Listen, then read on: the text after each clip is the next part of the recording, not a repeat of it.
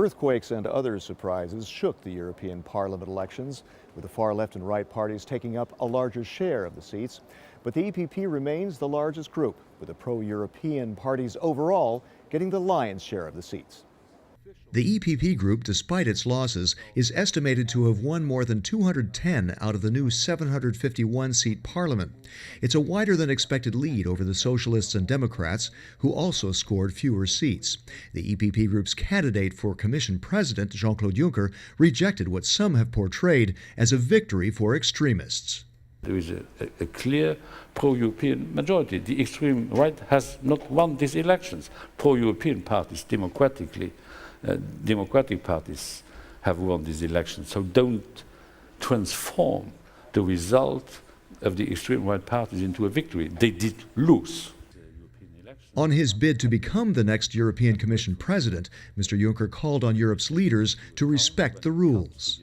I would like the members of the European Council and the relevant political forces in the European Parliament to stick to the commitments which were theirs. The commitment is, according to the Lisbon Treaty, that the results of the European elections will be taken into account when it comes to the appointment of the President of the European Commission, to the proposal.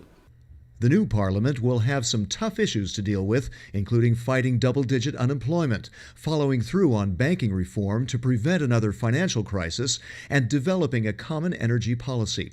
Pedro López, EPP Group spokesman, says mainstream parties must resist giving in to pressure from media-savvy populists. Their only influence will be used in the media, which means they are very smart. They have proven that in the past to be very smart using the media and accusing the other traditional political forces as being traitors to their country.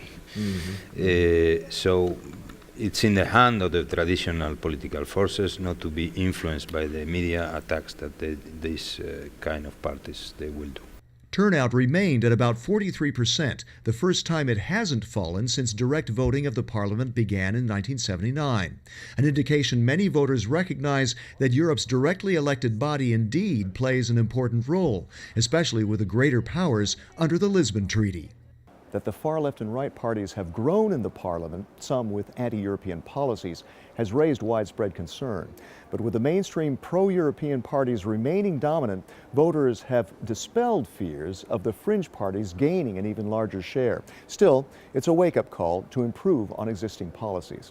Find out more about the activities of the largest political force in Parliament by checking eppgroup.eu. Thanks for watching, and see you again soon.